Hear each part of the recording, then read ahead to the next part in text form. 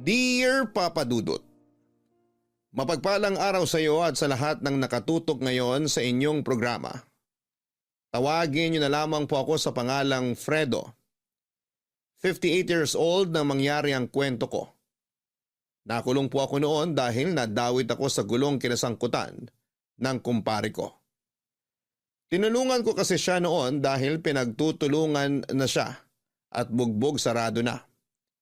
Pero noong araw na gumanti yung kumpare ko, doon na niya napuruhan ang kaaway niya. Hindi na ito umabot ng buhay sa ospital. Nang dakpin ako ng mga pulis at nakarating yon sa asawa ko ay inatake po siya sa puso.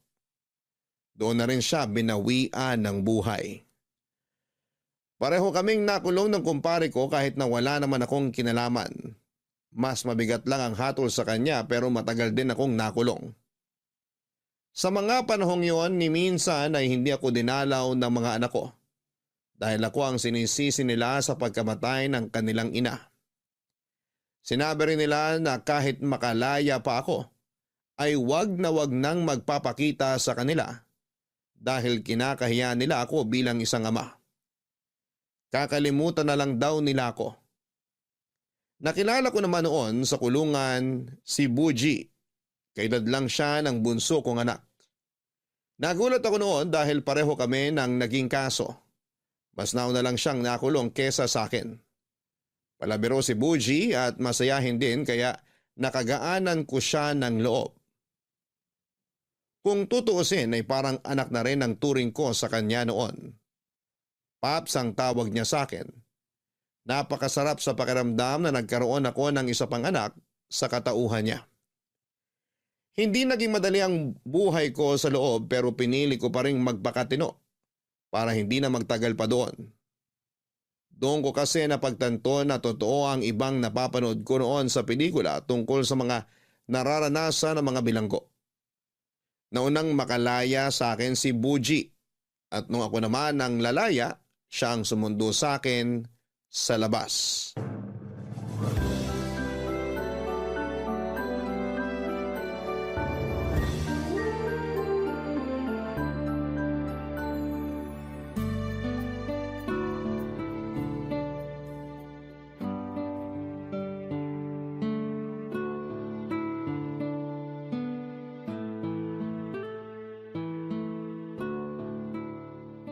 Maligayang pagbabalik sa labas ng selda, Paps.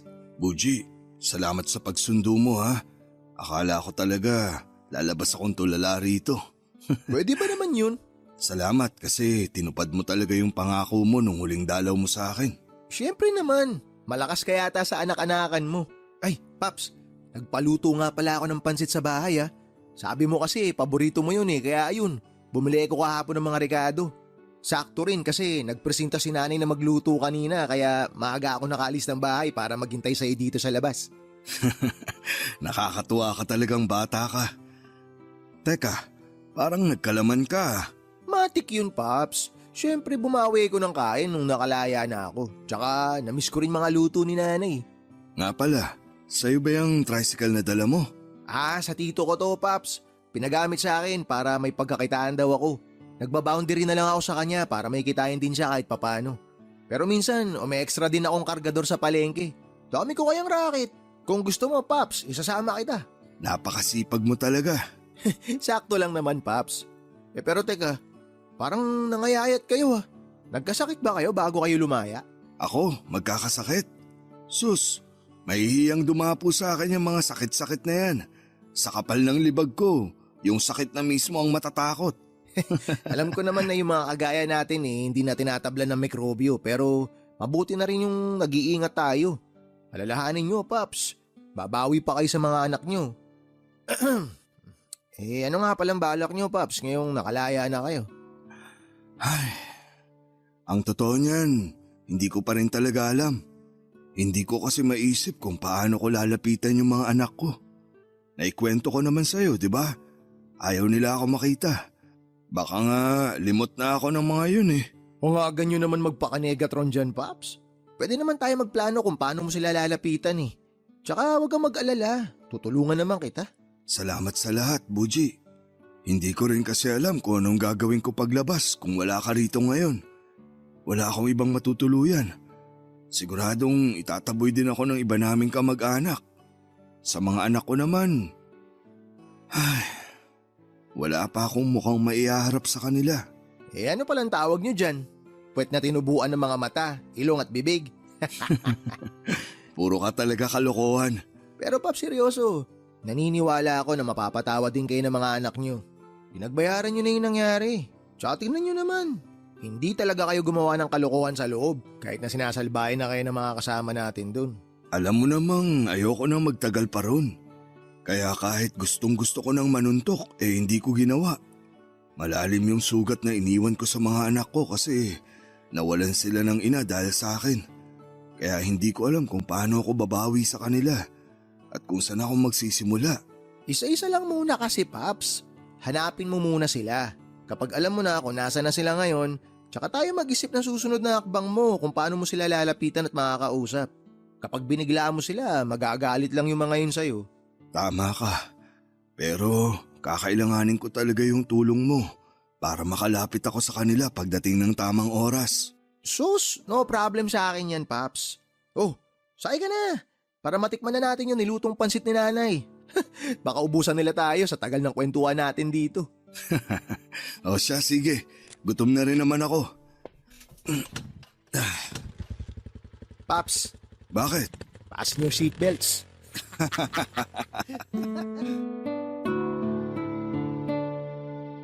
Papa Dudut, gaano ko man kagustong puntahan ang mga anak ko, ay hindi ko magawa dahil baka makasira lamang ako ng reputasyon nila. Inalam ko kung saan na sila nakatira at doon ko na nga po nalaman na pareho ng profesional ang mga anak ko. Maganda na ang buhay nila at ayokong masira yon. Kapag nalaman ng mga kakilala nila na kasama nila ang tatay nilang galing sa bilangguan. Ano man ang dahilan ng pagkakakulong ko, kriminal pa rin ang tingin sa akin ng ibang tao. Nakakalungkot man pero nagkasya na lamang muna ako noon sa pagtanaw sa mga anak ko mula sa malayo. Nalaman ko na teacher na pala sa isang pampublikong eskwelahan ang panganay kong si Andeng. Kaya naman tuwing hapon ay nag-aabang ako malapit doon para makita siya bago umuwi. Malaki nang pinagbago niya at mukha talaga siyang kagalang-galang. Tuwing umaga naman ay dumadaan ako sa nabiling bahay ng bunso kong anak na si Gael. Nakakatuwa dahil natupad na niya ang pangarap niyang makapagtrabaho sa isang malaking kumpanya gamit ang tinapos niyang kurso. Nakita ko sa isang post niya sa Facebook na nagpapasalamat siya sa mga taong tumulong sa kanya bago siya naging ICT manager. Nalaman ko yon nang mahanap ni Buji ang Facebook account niya. Nagpaturo ako noon na gumawa ng sarili kong account para updated ako sa mga nangyayari sa kanilang dalawa ni Andeng.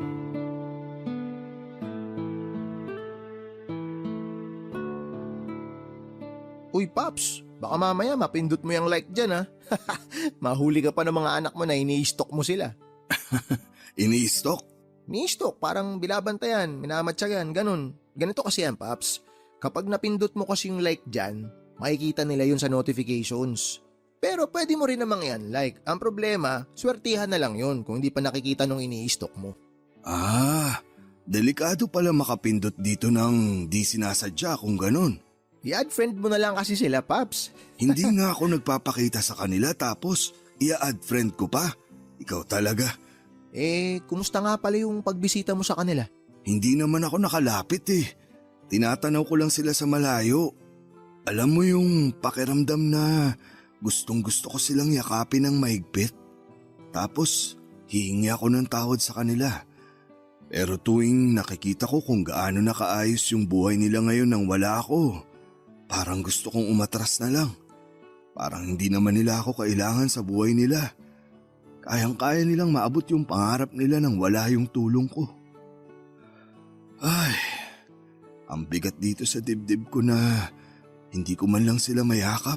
Pag mabigat na sa dibdib, sa likod naman. Biro lang. Pero malay mo naman, Paps. Nihintay ka rin talaga nila.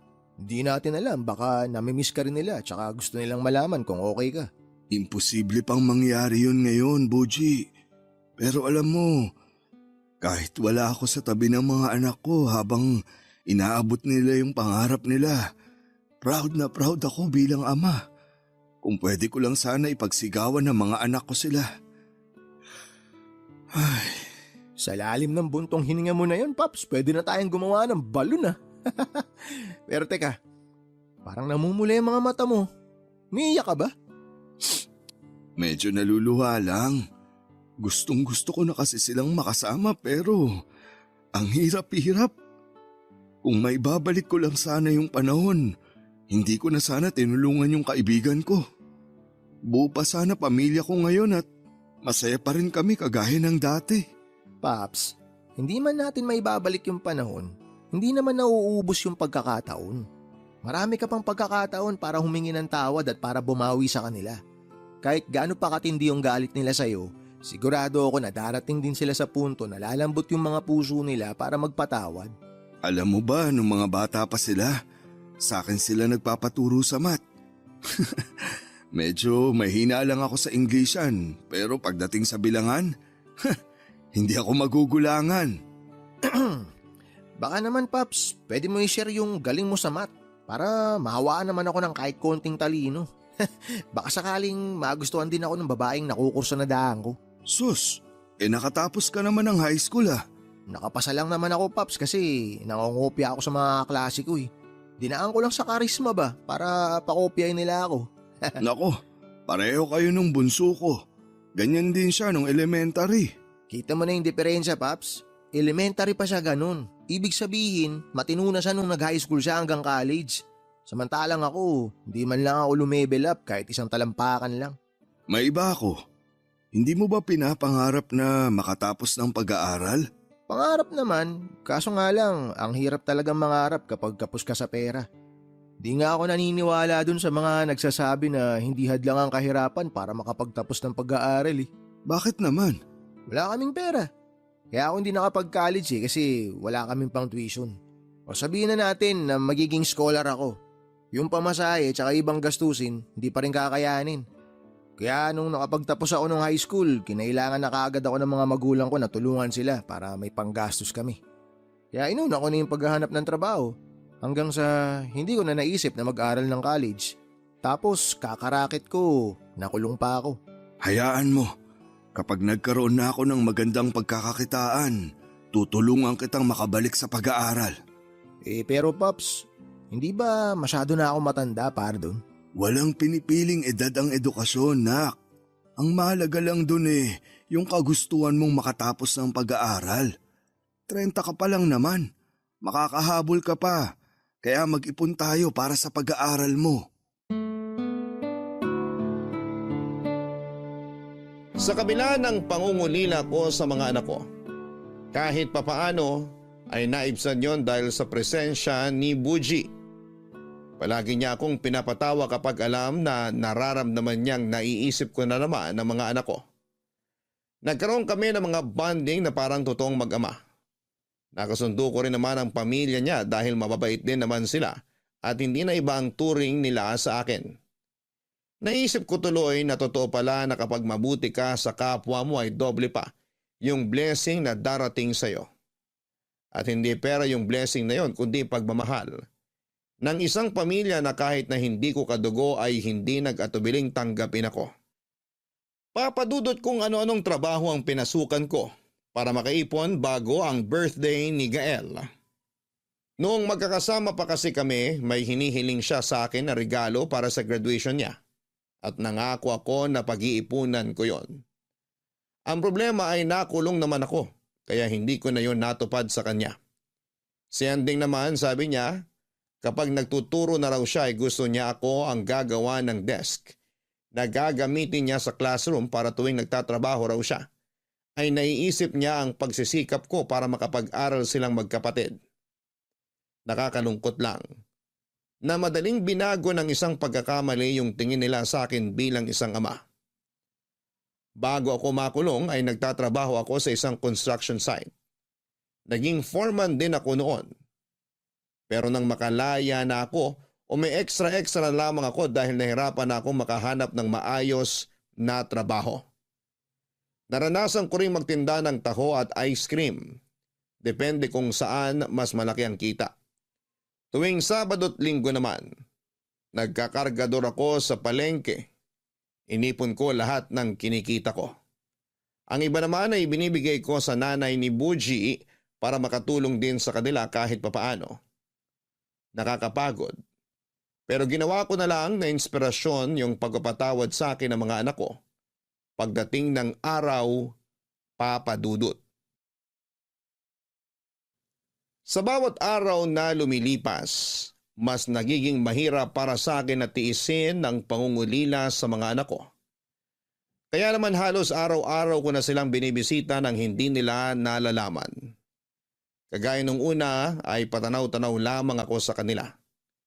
May mga pagkakataong sinusubukan ko na talagang lumapit pero tuwing nakikita ko kung gaano sila kasaya.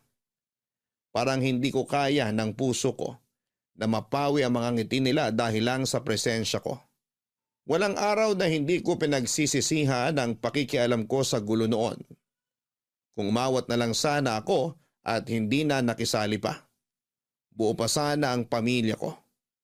Walang ibang pwedeng sisihin kundi ako lang kaya inaako ko ang lahat ng paninisi na ibinigay nila sa akin.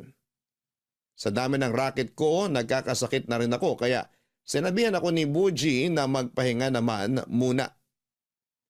Alalang-alala sa akin yung batang yon. Ibinilin pa niya ako sa nanay niya na wag munang palalabasin ng bahay. Siya muna ang rumakit at hindi ko inaasahan na yung kinita niya ng mga araw na hindi ako makapagtrabaho ay hinulog niya sa alkansya ko. Ayaw niya raw kasing maudlot ang pag-iipon ko noong panahong yon. Papa Dudut, hindi ko namalayan na 1 taon na palang lumipas mula nang makalaya ako. Pero hanggang sa pagkakataong yon ay hindi ko pa rin nalalapitan sina Andeng at Gael. Hindi ko pa rin sila nakakausap. Hanggang sa makita ko ang post ni Andeng sa Facebook na nangangailangan siya ng gagawa ng mga sirang upuan at magpipintura sa classroom niya. 1 araw lang naman daw yon, kaya nagkaroon ako ng ideya, Papa Dudut. Uji, marami ka bang gagawin bukas? Mamamasada lang, Paps. Bakit? May hihingin lang sana akong pabor sa'yo, kung ayos lang. Sus, kahit anong pabor pa yan, Paps. Ayos na ayos lang. Nakita ko kasi yung post ni Andeng sa Facebook. Naghahanap siya ng magre-repair ng mga sirang upuan sa classroom niya, saka magpipintura daw. 2 raw yung kailangan niya. Baka pwede ka. Aba, mukhang alam ko na yung plano mong gawin, Paps ah. Sige, sama ako dyan. Pero syempre, kailangan muna natin pagplanuhan yung pagdidisguise mo. Baka hindi pa tayo nagsisimula sa trabaho pinalayas ka na ni Ma'am. Kaya nga kailangan kita roon. Alam ko naman na matutulungan mo ko Wala talagang problema sa akin yung Paps, tutulungan kita. Pero may isang kondisyon lang sana ako. Ano yun, Nak? Kapag ginawa natin yun, ipangako mo sa akin na hindi mo na palilipasin ang 1 taon na hindi pa kayo nagkakausap ng mga anak mo. Naiintindihan ko naman na galit pa rin sila sa'yo hanggang ngayon. Pero hanggang kailan ka magtatago, Paps? Habang tumatagal na iniiwasan mo sila, mas lalo rin nilang nararamdaman na wala silang ama. Anak din kasi ako, kaya alam ko yung mga ganun pakiramdam. Kaya sana, hindi nyo na ito patagalin pa. Ay, tama ka. Kung yan yung kondisyon mo, sige, payag ako. Basta pagbigyan mo lang muna ako sa iling ko sa'yo. Walang kaproble-problema sa akin yan, Paps. Okay, sige, ganito gawin natin. Ako yung mag-a-apply kay Ma'am Andeng. Ate na lang itawag mo sa kanya. Naku, hindi pwede yun. Teacher siya, Paps. Tsaka hindi pa naman kami magkakilala talaga At higit sa lahat, kapag sinanay ko yung sarili ko na tawagin siyang ate, baka mabuko tayo sa plano natin kapag nagkita kami tapos tinawag ko siyang Ate Andeng. Diba? Naisip mo pa yun? O siya, ikaw nang bahala kung paano mo siya tatawagin. Okay, balik tayo sa plano, Paps. Basta, kapag nandun na tayo, ako lang yung kakausap kay Ma'am Andeng. Ha? At ikaw naman, lalayo ka sa kanya hanggat maaari. Ayos lang yun. Ang mahalaga, nasa iisang classroom lang kami. Makikita ko siya ng mas malapitan. Malay mo, magkaroon ako ng lakas ng loob na kausapin na siya. Alam mo, Paps, nakaka-touch na sana tong plano natin Kaso, para tayong mga siraulo sa parting magdidisguise tayo. Napaghahalataan kung sino yung mastermind eh. Ang luma. Kanina pa ako nakakahalata sa'yo. Parang napipilitan ka lang na sumama sa plano ko. Paps naman, di ka na mabiro. Siyempre sasamahan kita kahit anong mangyari. Nasa likuran mo lang ako hanggat hindi kayo nagkakaayos ng mga anak mo. Baka naman sa kakatulong mo sa akin hindi ka na makapanligaw niyan. Kaya mo yun, Paps. Wala pa rin naman ako natitipuhan eh. Nagbiro lang ako nung nakaraan. Kung may dalaga ka lang sana ng anak, siya na niligawan ko. Bakit kasi hindi ka na lang maghanap sa Facebook? Daming magaganda ron Marami talaga. Pero karamihan din sa kanila, mga poser. Ano yun? Yung mga gumagamit ng mga picture ng ibang tao tapos magpapanggap na sila yun. Pinipili talaga nila yung maganda o yung gwapong picture para mas makaakit sila. Lakas tama nga ng mga yun eh. Kasi paano kung makipag-meet nga yung kausap nila? Nako, nakakatakot din palang makipag-ibigan basta-basta sa online na yan. Ganun na nga, Paps. Kaya kailangan din maging maingat. Ay, siya nga pala. Para mas madali, magme-message ako sa account ni Mamanding para maunahan natin yung ibang mga interesado. Kung pupunta pa kasi ako sa eskwelahan, baka may makakuha na siya eh. Mabuti pa nga. O paano? Maaga tayo bukas. Magkikita tayo bukas. Kung matatanggap tayo. Papadudot na kausap ni Buji ang anak kong si Andeng. Nag-reply siya na mag-message si Buji at nagkasundo naman sila sa gagawin at kung magkano ang araw namin sa pagtatrabaho. Isang araw lang naman naming tatapusin lahat ng aayusin sa classroom niya. Ewan ko ba pero excited talaga ako noong araw na yon. Halos hindi nga ako makatulog habang iniisip kong makakasama ko ang anak ko kahit na isang araw lang. Medyo kabado rin ako dahil baka hindi talaga maiwasang kausapin niya ako. Siguradong makikilala ako ng anak ko kapag nagsalita ako o humarap sa kanya. Pinag-isipan ko rin ang naging kasunduan namin ni Buji na hindi na papaabuti ng isang taon ang hindi ko paglapit sa mga anak ko. May punto naman siya at ayoko ring tuluyan nang lumayo ang loob sa akin ni na Andeng at Gael. Batid kong hindi ko na mabubura ang nagawa kong pagkakamali noong nakulong ako. Pero may magagawa pa ako para mapatawad nila. Papadudot dahil may kalaguan na ang buhok ko at nakasuot din ng face mask ay hindi ako kaagad makikilala ni Andeng. Isa pa'y usapan talaga namin ni Buji na tuwing may sasabihin si Andeng kahit instruction lang ay siya ang haharap at makikipag-usap. Gaya ng napag-usapan, wala kaming tatanggaping bayad dahil ako na ang bahala sa sahod ni Buji. Napaglaanan ko na kasi ng pera ang araw na yon. Pero pagdating namin sa school, hindi ko inaasahan ang kalokohang naisip ni Buji para lamang hindi kami magkausap ng anak ko, Papa Dudut. Paps, kurap-kurap ka naman dyan. Baka manigas na yung talukap mo niyan. Ikaw naman, kinakabahan na nga yung tao eh. Hindi mo ba napapansin? Panay yung tingin ni Andeng dito. Nakilala yata ako. Kalma lang kasi, Paps. Hindi yan. Natutuwa lang siguro sa ginagawa natin kaya tingin siya ng tingin. Tinan mo mamaya, aalukin na tayo ng merienda niyan. Sabi ko na nga ba yun lang inaabangan mo. Tagal kasi mag-alok eh. Mag-alas 11 na kaya. Tapusin na lang muna natin yung trabaho para hindi tayo mapahiya sa kanya. Nako, Paps, kung di lang pamilyado yung panganay nyo, baka na-inlove na siya sa akin ngayon. Tinan mo naman yung mga pininturahan ko. Polidong polido. Makinis pa sa mukha ako eh. Huwag ka munang magyabang dyan. Hindi ka pa tapos. Sige ka, di kita babayaran. Huwag ka nga ano dyan, Pops. Kahit naman ikaw, hindi ka pa tapos eh. May 2 upuan ka pang di naaayos. Mabilis na lang to. Hayaan mo, tutulungan kita mamaya sa pagpipintura. Kahit di na, Pops. Kayang-kaya ko na to. Pero wala na akong gagawin dito mamaya pagkatapos ko sa mga upuan. Alam mo naman, baka bigla akong lapitan kapag nakitang wala na akong ginagawa. Grabing paliwanag naman yan. Sige na nga, Pops. Titiraan kita ng mga gagawin mamaya. Total, mukhang nakukulangan ka naman sa mga gagawin. Magtatanong din ako kay Ma'am Andeng mamaya kung meron pa siyang ibang ipagagawa. Wow! Ang bilis niya trumabaho ah. Si Manong patapos na. Konti na lang din yung pipinturahan. Kayang-kaya niyo palang tapusin kaagad eh. Mukhang nakukulangan pa nga tong si tatay sa gagawin, ma'am eh. Talaga? Kaso wala na akong ipapaayos eh. Yung mga upuan lang talaga. Baka gusto niyo rin pong ipalinis tong classroom. Ha? Naku hindi. Ako nang bahala sa paglilinis nito. Libre lang po ma'am kung sakali. Ay naku, wag na. Nakakahiya na sa inyo. Kung ano na lang ang napag-usapan natin, yun na lang ang gagawin nyo. Okay? Okay po ma'am, kayo pong bahala. Kung may kailangan kayo, sabihin nyo lang sa akin. Magpapabili ako. Ang totoo po niyan ma'am, meron po talaga kaming kailangan eh. Ano yun? Parang kailangan po namin ng ng ano ma'am, yung malamig na nakabote, tas may straw, tas doon kayo hihigop, tapos malambot na pambara ng lalamunan. Naku, oo nga pala, mag-aalas 11 na. Buti sinabi mo yan.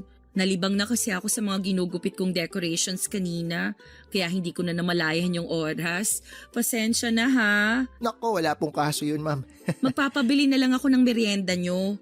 Okay lang ba kung maghintay pa kayo ng ilang minuto? Opo ma'am, maghihintay kami, wala pong problema. Eh si Manong kaya, baka nagugutom na siya. Ayos lang po siya ma'am, hindi pa po siya nagugutom. Bakit ikaw yung sumagot para sa kanya? Ano ma'am kasi hindi po siya nakakapagsalita. Pasensya na po kayo kung ngayon ko lang nasabi sa inyo. Ano ka ba? Ako nga dapat ang humingi ng pasensya eh. O siya, magpapabili na muna ako ng merienda nyo. Pakihintay na lang sandali. Okay po ma'am, salamat po. Ikaw talaga, Buji. Bakit sinabi mong hindi ako nakakapagsalita? Hayaan mo na Paps, hindi naman tayo nabisto eh. Tagumpay yung plano at tagumpay din yung merienda.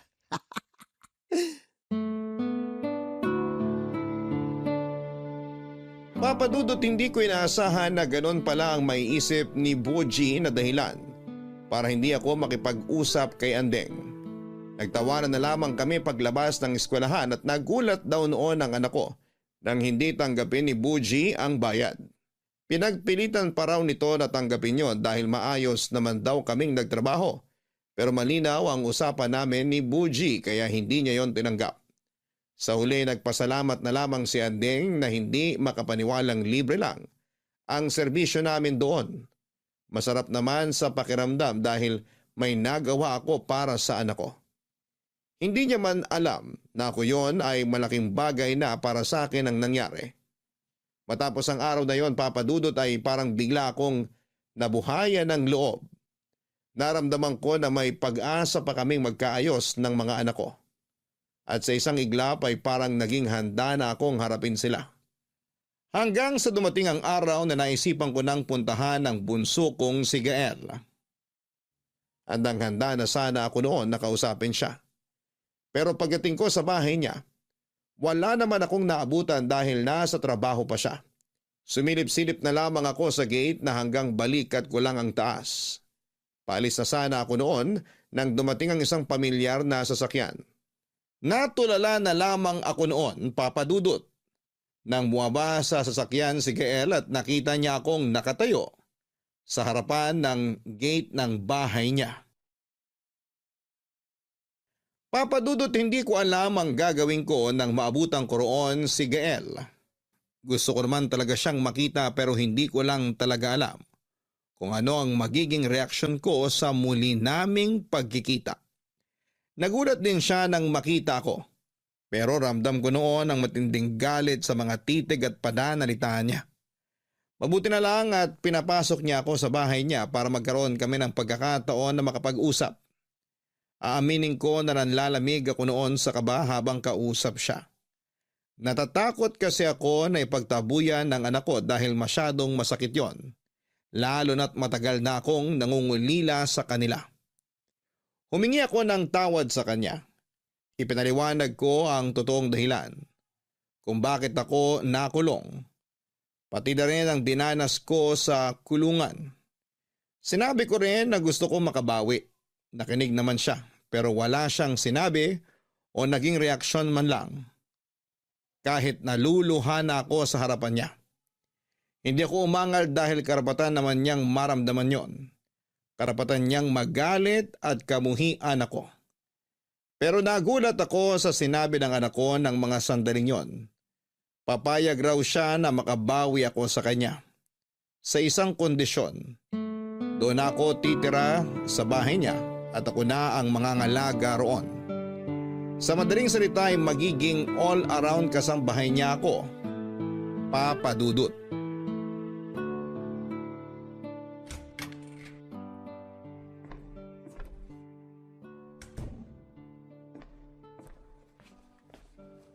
Kumusta lakad mo, Paps? Nakausap ko na si Gael. Talaga? O ano sabi niya? Gaya ng inaasahan ko, galit siya sa akin. Marami akong narinig na masasakit na salita. Sinumbatan niya ako sa pagkawala ng nanay nila at sa kahihiyang iniwan ko nung nakulong ako. Kung ganun, hindi pa pala kayo nagkakaayos? Pinaalis ka ba niya? Hindi. Gusto niya na doon na ako tumira sa bahay niya. Ayun naman pala eh. Konting lambing na lang yun. Mapapatawad ka na rin nun. Pero gusto niya akong patirahin doon, hindi para makasama niya, kundi para maging kasambahay. Ha? Kasambahay? Pampihira sa edad niyong yan, gagawin pa niya kayong kasambahay? Ayos lang naman sa akin yun. Marami naman akong kayang gawin. Marami kang kayang gawin, Paps, pero tatay ka niya. Hindi ka naman ibang tao na nag-a-apply para mamasukan. Nasasaktan ako sa mga sinabi ng anak ko. Pero ito na yun eh. Ito na yung iniintay kong pagkakataon na makalapit sa kanya. Sigurado na ba kayo dyan? Oo, kailangan ko makabawi sa kanya. At yun ang kondisyon na hiningi niya sa akin. Eh hindi naman porke may kasalanan kayo sa kanya pwede niya na kayong alilain. Hindi naman niya ako aalilain, Nak. Kumbaga, ako lang yung mag-aasikaso sa bahay niya. Kasi busy siya sa trabaho. Tsaka wala rin naman akong gagawin kaya ayos lang yun. Kung bukal sa kalooban yung pagpapatawad, Paps, hindi niya na kayo kailangan pahirapan. Kung ano man yung nagawa niyo noon, napagbayaran niyo na yun sa kulungan. Sa gusto niyang mangyari, parang ikinukulong niya kayo uli eh. Ay, kung yun lang ang paraan para magkaayos kami ni Gael, titiisin ko na lang muna. Huwag mo kong alalahanin. Ayos lang ako. Paano namang hindi ko kayo aalalahanin? Wala na magpapaalala sa inyo kapag kailangan niyo ng uminom ng gamot niyo. Bibili ako ng cellphone. Kahit yung mumurahin lang, tapos i-add kita sa Facebook. Doon na lang tayo mag-usap. Paalalahanan mo ko lagi. Wala na akong kasabay kumain kapag ginagabi ako ng uwi. Pupunta-punta pa rin naman ako rito. Di naman kita mamimiss. Mukhang hindi nga. Ang bait naman kasi masyado ng bunso mo, Paps eh. Sa ngayon, iniintindi ko na lang muna siya. Kasi alam kong puno pa siya ng galit. Alam mo, Paps, gets ko naman talaga siya dun sa galit niya. Pero hindi naman ikaw yung mismong pumatay sa asawa mo eh. Oo, pero alam ko naman noon na hindi maganda ang lagay ng asawa ko. May sakit siya sa puso, kaya delikado kapag inatake. Sana naisip ko yun bago ako nakisali sa gulo. Natulungan ko nga yung kaibigan ko. Nawala naman sa akin yung pamilya ko. Sa kagustuhan kong patunayan na isa rin akong mabuting kaibigan. Napabigat naman ang naging kapalit ng nangyari. Sorry, Paps pero hindi naman napapatunayan ng pagkakaibigan sa pagdamay sa gulo. Mas maganda siguro kung inawat nyo na lang sila nun. O kaya humingi kayo ng tulong. Hindi ko na yun naisip nun kasi nagkakagulo na. Nadala ako ng emosyon ko nung nakita kong bugbog sarado na yung ninong ni Gael. Ang kaso, nabugbog din kayo dun sa loob. Naranasan nyo pa na dapuan ng malalaking lamok. Yung mga lamok na hindi na tinatabla ng katol.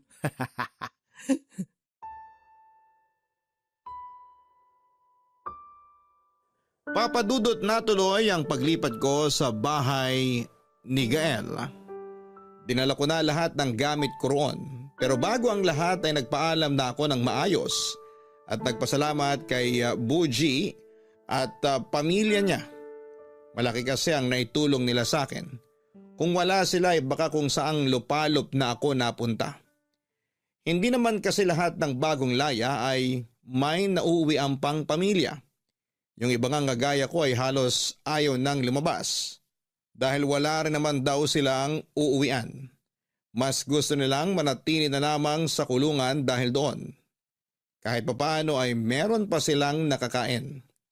Pero alam ko naman sa sarili ko na hindi para sa akin ang pagiging preso. May mga anak ako at mas gusto ko silang makasama. Papa Dudut, naging all-around na kasambahay ako ni Gael. Mula sa paglilinis, pagluluto, at maging sa paglalaba ay ako na ang gumawa noon. Hindi ko na lang inisip na mali yung ginagawa kong pagkonsente sa anak ko. Ang mahalaga sa akin ay araw-araw ko nang nakakasama ang bunso ko. Habang busy siya noon sa trabaho ay palihim ko namang ginagawa ang regalo ko kay Anding. Ginawan ko siya ng bagong desk. Alam ko naman na kaya na niyang magpagawa ng bago.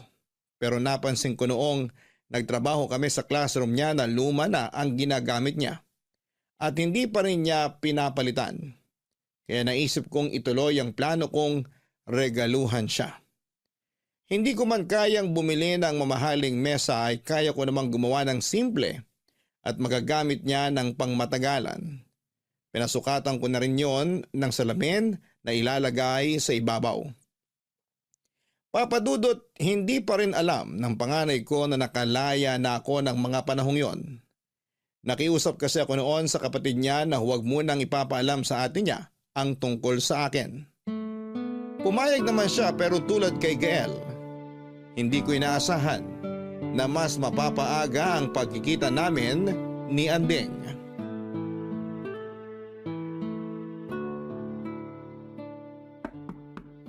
Mukhang may bisita si Gael ah. Ay, nakakahiya naman. Hindi pa ako tapos maglinis ng bahay. Sandali lang! Sino po sila? Anding? Tay? Nakalaya na kayo? Oo. Pasok ka, anak. Si Gael, nasan siya? Pumasok na ako kasi nakabukas naman yung gate. Sinadya kong hindi isara yung gate. Maglalabas kasi ako ng mga basura. Nasaan nga po si Gael? May pinuntahan lang sandali. Pabalik na rin yun. Eh kayo, anong ginagawa niyo rito? At saka kailan pa kayo nakalaya? Hindi man lang talaga sinabi sa akin ni Gael. Huwag ka sanang magagalit sa kanya. Ako yung nakiusap na huwag na munang ipaalam sa'yo na nakalaya na ako. Bakit? Para makapagtago kayo? At makatakas sa kasalanan niyo sa akin? Anak, hindi ako nagtatago. Pinagbayaran ko na yung kasalanan ko sa kulungan. Kaya ngayong laya na ako, gusto kong pagbayaran naman sa inyo yung pagkukulang ko bilang ama. Hindi lang pagkukulang bilang ama yung kailangan ninyong pagbayaran. Pati yung pagkamatay ni nanay. Kung hindi dahil sa inyo, buhay pa sana siya. At nakakasama pa namin ni Gael. Patawarin niyo sana ako, anak. Hindi ko naman ginustong mawala ang nanay niyo. At sising-sisi na ako sa ginawa ko. Kahit 1,000,000 beses ka pa magsisi sa ginawa mo noon, hindi mo na maibabalik ang buhay ni nanay. Alam ko, anak. Pero nandito na ako. Sabihin mo naman sa akin kung anong pwede kong gawin para mapatawad mo na ako. Kahit ano, gagawin ko para sa'yo. Alam nyo, mas matatanggap ko pa kung hindi ka nalang nakalaya. Pero gusto ko pang makalaya, anak. Gusto ko pa kayong makasama. Hindi nyo na kami makakasama. May sarili na akong pamilya, kaya hindi na kita kailangan sa buhay ko. Si Gael, sa tingin nyo ba, patatagaling ka niya rito? Kapag nakabalik na yung asawa at anak niya, baka paalisin ka rin niya. Pero bakit wala rito yung asawa at anak niya? Labas na kayo ron. Sinabi niya sa akin na kung gusto kong bumawi, magagawa ko yun kapag pumayag akong maging kasambahay niya rito.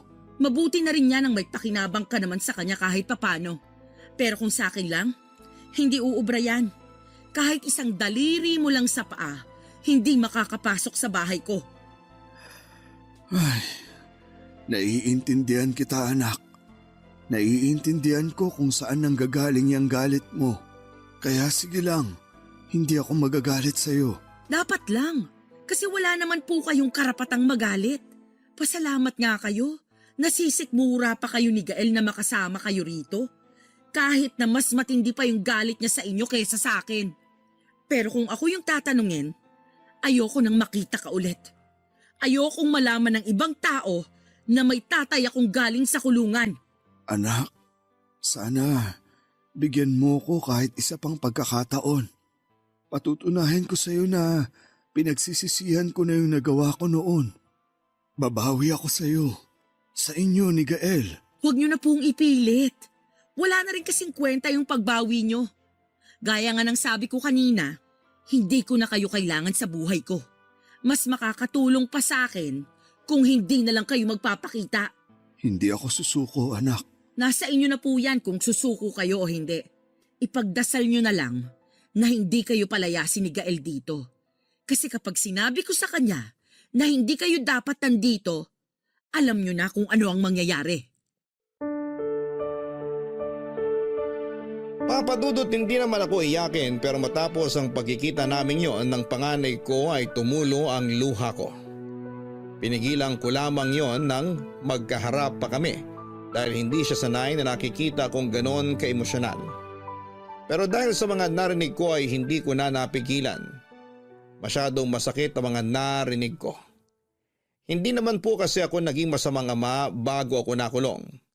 Nagsikap ako na maibigay lahat ng pangangailangan ng mga anak namin ng asawa ko. Pinagtulungan namin yon pero noong nalaman kong may sakit siya sa puso, ako na lamang ang mag-isang kumayod para kina Andeng at Gael. Ginawa kong araw ang gabi para kumita ng sapat na pera para sa kanila. Pero kahit na anong sama ng loob ko sa mga sinabi ni Andeng, ay hindi ko siya sinumbatan. Hindi ko siya kayang saktan ng mga sandaling yon na isa lang ang pinakahihiling ko. Isang yakap mula sa mga anak ko pero mukhang malabo nang mangyari yon. Kung nung una ay ang malamig na pakikitungo lamang ni Gael ang inaalala ko. Dumagdag na rin doon ang sadyang pagpunta ni Andeng sa bahay nito para palayasin ako. Kamalasan lang daw ang hatid ko sa bahay nila. Kaya naman kahit masakit para sa akin ay umalis na ako sa bahay ni Gael, Papadudot. Papadudot, sa pag-alis ko sa bahay ni Gael, iniwan ko ang regalo ko kay Andeng na natapos ko na rin noong panahong yon. Itinago ko yon sa storage room ni Gael na nasa likod lang ng kanyang garahe. Bumalik ako sa bahay ni Buji at ikinuwento ko sa kanya ang lahat. Nakiusap ako kung pwedeng makituloy ulit ako roon at hindi naman sila nagdalawang isip. Tuwang-tuwa pa nga noon si Buji dahil makakasama na raw niya ulit ako sa mga racket niya. Hanggang isang araw may kapitbahay kami na nagaya sa akin na sumama sa pangingisda. Ang kaso ay kailangan namin doon muna maglagi sa Bataan. Medyo may kalayuan pero malaki naman daw ang partehan kaya nagpaalam ako ulit kina Buji.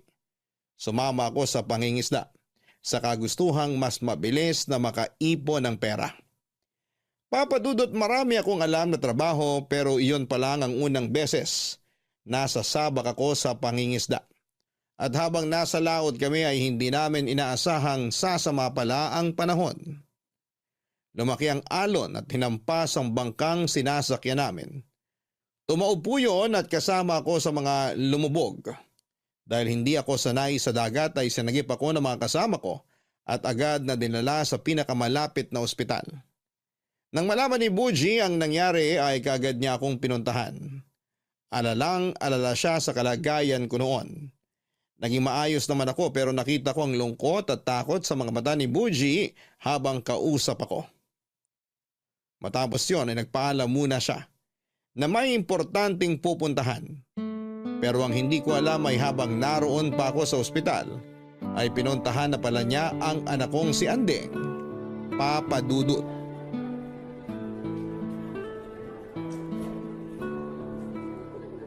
Mamandeng! Uy, ikaw si Buji, tama? Opo, Buji nga po. O ba't ka nandito? Kailangan mo ba ng trabaho? Hindi po. Pumunta po ako rito para sana makausap kayo, ma'am. Tungkol saan? Tungkol ba to dun sa ginawa nyo nung nakaraan na hindi kayo nagpabayad? Kailangan nyo na ba ng pera ngayon? Isa-isa lang po, Mamandeng. Mahina po kalaban eh. Ikaw talaga? Pero ano nga yung sadya mo sa akin? Ma'am, naalala niyo po ba yung lalaking kasama ko na nag-repair ng mga upuan? Oo naman. Naalala ko pa si Manong. Kumusta na nga pala siya? nasa ospital po siya ngayon eh. Ha? Anong nangyari sa kanya? Sumama po kasi siya ng mga isda. Tapos inabutan po sila ng sama ng panahon sa laot kaya tumaob po yung bangkang sinasakyan nila. Diyos ko. Kumusta na ba ang lagay niya ngayon? Kailangan niyo ba ng tulong pinansyal? Bali ang kailangan niya po yung mga anak niya. May mga anak pala siya. Opo ma'am, babae po yung panganay, lalaki naman po yung bunso. Pero, bakit dito ka pumunta? Ano bang pwede kong maitulong sa kanya? Kung pupuntahan niyo po siya ma'am, napakalaking tulong po nun para sa kanya. Teka, hindi kita maintindihan. Bakit naman ako pupunta? Yung mga anak naman niya ang kailangan niya, diba? Ay, ma'am, hindi na po ako magpapaligoy-ligoy. Tatay niyo po yung tinutukoy ko. Ano? Pero paano kayo nagkakilala? Tulad niya, nakulong din po ako noon. Magkasama po kami sa kulungan, pareho rin po kami na naging kaso. Nauna lang po ako nakalaya. Ibig sabihin, nung nag-message ka sa akin, alam mo ng anak niya ako? Tama po kayo ma'am, alam ko na po. Pero may hindi pa po kayo alam. Yung lalaking kasama ko noong nagpintura sa classroom niyo ma'am, siya po yung tatay niyo. Hindi siya nagpabayad kasi gusto niya lang talaga na makita kayo. Ma'am, alam ko pong wala akong karapatan na manghimasok sa problema ninyong pamilya. Pero hindi po naging madali yung pinagdaanan ng tatay niyo sa loob ng kulungan. At sa tagal po ng panahon na nakulong siya, bayad na po niya yung mga nagawa niya noon. Yung pagkawala po ng nanay ninyo, hindi niya naman po yung ginusto. Mahal na mahal niya po kayong lahat. Pero kung hindi dahil sa kanya, hindi naman mawawala sa amin si nanay. Pero kung di rin po dahil sa kanya ma'am, wala rin po kayo rito ngayon. Sobra-sobra pa po yung pagbabayad ng tatay niyo nung nakulong siya. Kahit po binubugbog siya ron sa loob, hindi po siya lumalaban kasi ayaw niyang gumawa ng dahilan para magtagal pa siya sa kulungan. Ayaw niyang magtagal pa na malayo siya sa inyo. At nung araw na nakalaya siya ma'am, alam niyo po ba kung ano kaagad ang naisip niya? Kayo po ni Sir Gael. At kung paano siya makakabawi sa inyong dalawa. Kailan pa siya nakalaya? Noong nakaraang taon pa po siya nakalaya ma'am. Matagal niya na po kayong binibisita nang hindi niyo alam. At palagi rin po siyang dumadaan sa bahay ng kapatid niyo. Kaya nga po naisip niya na kami na lang po mag-apply sa inyo nung nangangailangan kayo ng trabador para makalapit po siya sa inyo nang hindi niyo nahahalata. Wala po siyang masamang intensyon ma'am. Gusto niya lang po kayo makasama. Kaya sana naman po bigyan niyo siya ng isa pang pagkakataon. Hindi naman kasi ganun kadali yun. Nasaktan din kami ni Gael. Alam ko po yun ma'am. Pero pwede niyo pong subukan magpatawad kahit paunti-unti lang. At pwede niyo pong simulan yun sa pagpunta niyo sa ospital. Iuuwi ko na po siya sa amin bukas. Kung gusto niyo po siyang makasama, ipapadala ko sa inyo yung address ng ospital dun sa Bataan kung saan siya dinala ng mga katrabaho niya. Gusto ko siyang makita. Sasamahan ko po kayo sa kanya ma'am pero bago po yun, gusto ko po munang ipaalam na may hinandang regalo sa inyo ang tatay niyo. Nasa likod po yun ng garahe ni Sir Gael. Makikisuyo na lang po ako sa inyo ma'am na pakisabi na lang kay Sir Gael na may regalo po sa kanya ang tatay niyo. Maiwan ko na po kayo ma'am. Sabihan niyo na lang po ako kung kailan niyo balak pumunta sa ospital. Mauna na po ako.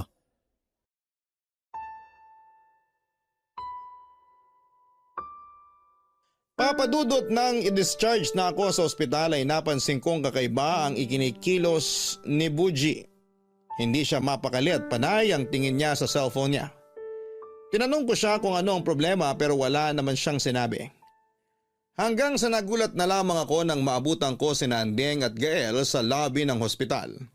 Naghihintay sila roon at maluha-luha nang makita ko naglalakad kasama si Buji. Takang-taka ko noon kung paano nila nalaman na nasa ospital ako. Inamin naman sa akin ni Buji na siya ang nagsabi kina Andeng na nasa ospital ako at lalabas na rin ang araw na yon. Papadudot, hindi ko may paliwanag ang sayang naramdaman ko nang mayakap ang dalawa kong anak. Natatawa pa akong biniro ni Gael na laya na ulit ako at sa pagkakataong yon, hindi na sa kulungan kundi sa ospital. Muli akong napaluhan ng humingi ng tawad sa akin ng mga anak ko dahil ako ang sinisisi nila sa pagkawala ng kanilang ina. Wala naman daw talagang may gusto sa mga nangyari. Nagpasalamat din sila sa hinanda kong regalo. Tuwang-tuwa ang bunso ko sa pinag-ipunan kong branded na sapatos kahit na alam kong kaya na niyang bumili ng ilang piraso noon. Si Anding naman daw ay halos ayaw gamitin ng desk dahil gusto niya raw ingatan yon.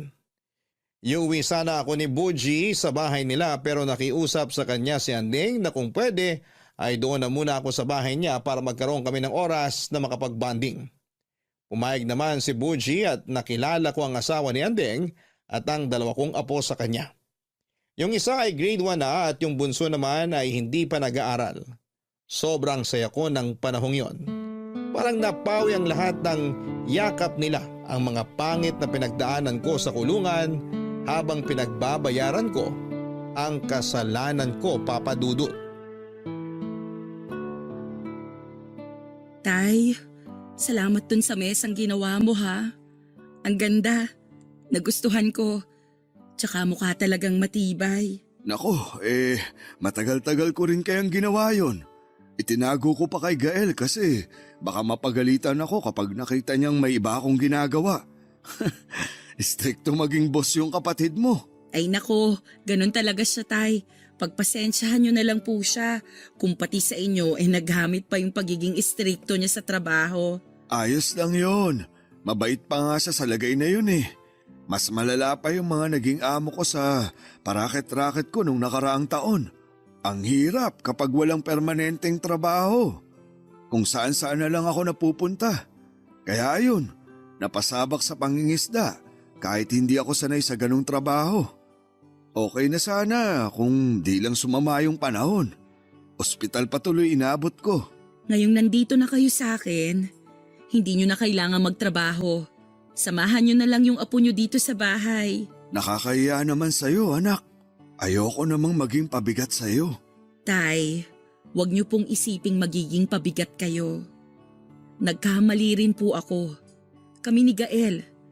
Kaya hayaan nyo na rin po sana kaming bumawi. Saka 1 taon na lang, senior na kayo. Hindi nyo naman kailangang bumawi, anak.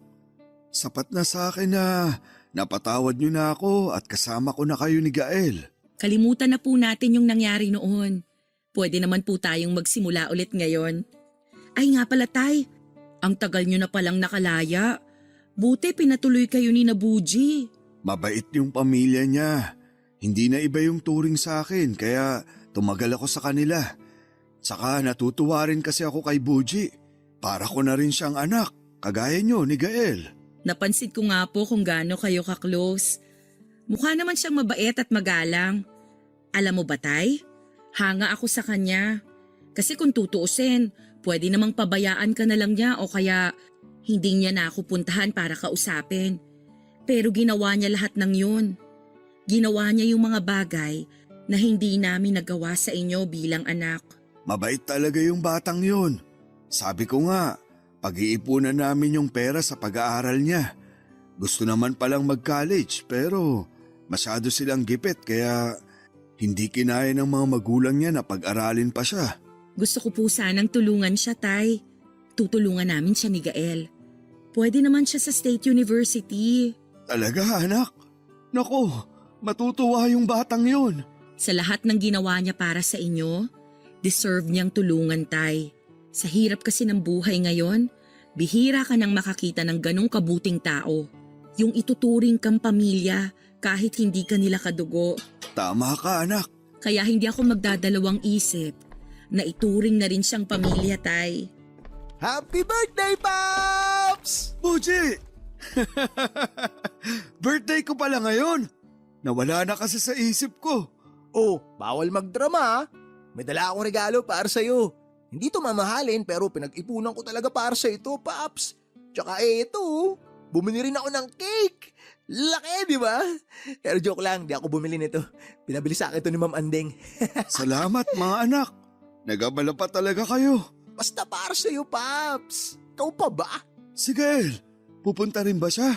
Parating na rin si Gael, tay. May dinaanan lang. May sorpresa siya sa'yo. Excited ka na ba? Kahit walang sorpresa, excited pa rin ako kasi makakasama ko kayong tatlo. Papa Dudut, hindi ko inaasahan na may inihanda palang sorpresa sa akin sina Anding, Gael at Buji. Hindi ko na rin kasi naalalang birthday ko pala noong araw na yon. Hindi ko inaasahan na magkakasundo silang tatlo. Tinupad nila ang pangakong pag-aaralin si Buji. Nag-enroll siya sa isang state university at sinuportahan naman siya ng 2 kong anak. Ni sa panaginip ay hindi ko naisip na mangyayari ang bagay na yon. Pero dahil sa pagpapatawad ng mga anak ko, naging maayos ang lahat at nangyari ang higit pa sa inaasahan ko. Sa kasalukuyan ay nandito na lamang ako sa bahay ni Andeng. Nagpresenta ako na maging tagahatid ng bunsong anak niya sa kinder dahil naiinip ako sa bahay kapag walang ginagawa. Hindi yun naging problema sa akin dahil mahal na mahal ko ang mga apo ko. Papadudod sa lahat ng nangyari ay na-realize ko na kahit na ano pang pagsubok ang pagdaanan sa buhay, palagi pa rin may magandang bawi ang Diyos, basta't nananatili lamang ang pagkakaroon ng mabuting puso. Hanggang dito na lamang po ang kwento ko, Papa Dudut. Maraming salamat po sa inyo at sa Barangay LS sa pagbabahagi nito. Pagpalain po sana ang inyong istasyon. Ang inyong forever kapuso at kabarangay, Fredo. Mga kabarangay, ang pagiging pamilya ay hindi lamang nakabase sa isang apelyido. Minsan kasi kung sino pa. Yung hindi mo kadugo ay yun pa ang mas may matinding malasakit sa iyo.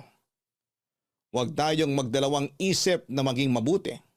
Hindi dahil naghihintay tayo ng kapalit, kundi dahil hindi natin alam kung gaano kalaki ang epekto ng simpleng kabutihang maibibigay natin sa buhay ng isang tao. Sa kwento ng sender nating si Fredo ay nakahanap siya ng pamilya sa katauhan ni Buji at ng pamilya nito. Dahil kay Buji ay muli niyang nakasama ang mga anak niya. At nang magkapatawaran sila ng kanyang mga anak ay mas lumaki pa ang kanyang pamilya. Bagay na hinahangad rin ang karamihan sa atin. Hindi kasi lahat ay nakakaranas ng pagmamahal mula sa isang pamilya. Pero hindi ito imposible kung marunong tayong makipagkapwa at palaging mabuti ang intensyon sa iba. Hanggang sa muli, ako po ang inyong si Papa Dudut sa mga kwento ng pag-ibig, buhay at pag-asa sa Barangay Love Stories number 1. Dear Papa Dudut, magandang araw po sa inyong lahat at sa lahat ng mga nakikinig sa Barangay Love Stories. Palagi po ako nakikinig sa Barangay LS lalo na't bago ako sa school. Ako po si Jim, 20 years old na po ako sa ngayon at nasa 3rd year college na. Nangyari ang kwento ko last year. Nag-iisang anak lamang po ako at maaga pong nabiyuda ang aking nanay. Bata pa po ako noong mawala ang tatay ko. Mama Jello ang tawag namin sa mama ko. 46 years old siya noong nangyari ang kwentong ito. Napakabait po ng nanay ko. Hindi na po siya nag-asawa at sa akin na lamang ibinigay ang lahat ng atensyon. Hindi naman po siya mahigpit at malaki ang tiwala niya sa akin. My best friend po ako at hindi naman po imposible pero nang yayari naman po na magkaroon ng babaeng best friend ang isang lalaki. Siya po si Jean at nagsimula ang pagkakaibigan namin mula pa noong 1st year high school kami. Hindi namin alam kung bakit nag-click kami ng ganon kabilis. Ako ang tagapagtanggol niya at siya naman ang tagapagtanggol ko. Wala pong emosyonal na damdamin ang nabuo o nabubuo sa amin. Mas tinuturing namin ang isa't isa bilang magkapatid. Kaya nang magkolehiyo kami ay napagkasunduan namin na mag-aral din sa isang eskwelahan. At kunin ang kurso na totoo naman na gusto namin para sa sarili namin. At hindi dahil pinakikisamahan namin ang isa't isa. Mascom po ang kurso namin at pareho kami ng major. Si Jean po ay anak ni Papa Ton. Yun po ang tawag namin sa kanya. 47 years old siya noong panahon na yon. Hindi namin alam ni Jean kung dahil ba sa parehong estado ng magulang namin kung bakit kami nagkasundo. Dahil si Papa Ton po ay maagang nabiyudo at hindi na din nag-asawa. At siya na lang din ang solong bumuhay at nagpalaki kay Jean. Gaya ng mama ko ay napakabait ni Papa Ton. Tanggap din nila ang pagiging magkaibigan at halos magkapatid namin ni Jean. Ganon po kami ni Jean, pero kahit po ganon na kami na sobrang magkadikit ay may mga bagay pa din sa buhay namin na hindi pa nagkokonekta. At yan po ang ikukwento ko sa inyo, Papa Dudut.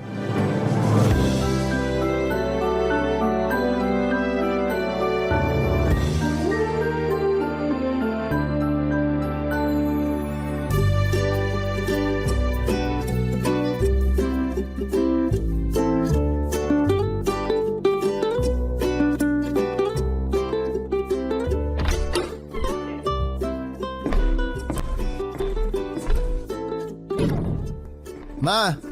Anak, nandito ako sa kusina. Ma, kasama ko si Jean. Alam ko. Paano mo alam, Ma? Anak, mula nung high school kayo, kasama mo na lagi umuwi si Jean dito. Paanong hindi ko malalaman? Siyempre, automatic na nagluto ako ng merienda bago mo ihatid si Jean sa kanila. Naku, salamat Mama Jello. Ano bang salamat? Hindi ka na iba sa akin. Love you, Mama Jello. Kung ako lang talaga ang tatanungin gusto ko kayo na lang dalawa. Ma! Oh, bakit? Perfect kaya si Jean. Nakakainis ka naman, May. Kapatid ko yan.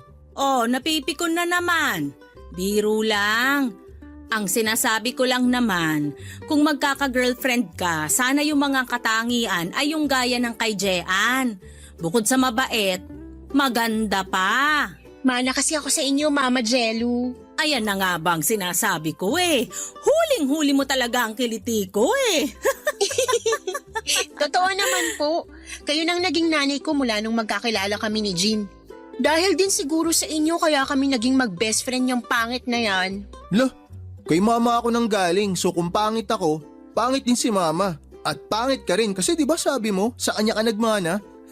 Nako, tigilan nyo na nga yan. Mamaya mag-away na naman kayo. Lakas kasi manginis niyan Bakit? Sino kaya una nagsabi ng pangit? O bakit ka nagagalit? Totoo ba? Hello, ang gwapo ko kaya. Totoo naman. Sigurado ako ng dami nagpapakyut sa'yo ngayong college ka na, no? Naku Mama, may kwento ako. Hoy, tumigil ka ah. Huwag mo ikukwento yun. Bakit ba? Hayaan mo nga siyang magkwento. Oo nga. Huwag kang makinig dyan, ma. Ano to, anak? Naglilihim ka na sa mama mo? Hindi naman, ma. Kung ganon, Jean, kwento. Eto na nga po, Ma. Alam mo bang may 5 crush si Jim sa eskwelahan? Uy, 4 lang. Shh! Ano pa, iha? Pero hindi niya malapitan. Magmerienda na nga lang kasi tayo. Shh! Bakit naman, iha? Ano pa po ba? Natutorpe. Tinulak ko na nga po minsan Ewan, hindi natinag. Biglang nanigas ka ba? Anong nanigas? OA mo ah. Totoo yun, Mama Jello. Naniniwala naman ako sa'yo. Ma, ako tunay mong anak. Bakit ka sa kanya kumakampi? Wala akong kinakampihan. Sinasabi ko lang ang totoo. Hindi lang yun, Ma. Ano pa, anak? Alam mo, Jean, papunta ka na sa pagiging chismosa. Ang chismis, gawa-gawa. Totoo naman ang kinukwento ni Jean na. Ah, sige, ganyanan na. Humanda ka mamaya kay Papa Ton. Ikukwento ko yung crush mo. Wala naman akong crush Ako nga ang nilalapitan nila. Sila ang may crush sa akin. Pakayabang talaga nito. Kasi nga, maganda si Jean. So, pangit nga ako, ma. Hindi ka pangit, kundi torpe. Alis na nga ako. Hoy, saan ka pupunta? Dito ka nakatira. Doon na ako kay Papa Ton. Kayo na lang ang maging mag-ina. Napakapiko naman itong anak ko na to. Ganyan yan, Ma. Gatong ka talaga no? Tama na yan, tigilan na natin ang kwentuhang to. Tara na sa kusina at kumain ng merienda. Mabuti pa nga, Ma. Talagang mabuti pa nga. Nagutom ako sa inis. Mawawala ang inis mo kasi ginataang bilo-bilo ang niluto ko. Wow, favorite! Wow talaga? Ako kaya may favorite nun. Kaya nga, wow, favorite! Mo! Magdala ka para sa papa mo, Jean, ha? Opo, matutuwa po si Papa. Tapos tuloy mo yung kwento habang kumakain tayo. Ma! Papa Dudut, ganon kami ka-close ni Jean at ganon sila ka-close ni Mama Jello. Kaya yung mga hindi ko na ikukwento kay Mama Jello ay si Jean ang nagkukwento. Kaya wala akong naililihim kay Mama dahil sa kadaldalan ni Jean. Sa eskwelahan ay hindi ako tinatantanan ni Jean at sobrang concern niya sa akin ay kinukulit niya ako na kausapin at ligawan ko na ang mga crush ko. Dahil nga sa pinanghihinaan ako ng loob, ay hindi ko naman nagagawa kaya magugulat na lamang ako minsan na nakikita ko si Jean na kausap ang mga crush ko. At saka kinagkwento sa mga ito na crush ko nga sila. At pag nalalaman niyang hindi ako gusto ng crush ko ay sinasabihan niya agad ako na maghanap na ng ibang crush. Kesyo hindi daw kami bagay ng mga crush ko. Pero sinasabi niya lamang yon para huwag akong masaktan. Minsan kinakapalan ko ang mukha ko at inuunahan na si Jean na kausapin ng iba ko pang mga crush. Kaso masakit pag sinasabing hindi nila ako gusto. Siyempre si Jean ang sasabihin naman na may mas deserving na girl para sa akin. Alam kong pinagagaan niya lamang ang loob ko na somehow ay nakakatulong para maka-move on ako kaagad. Papa Dudut.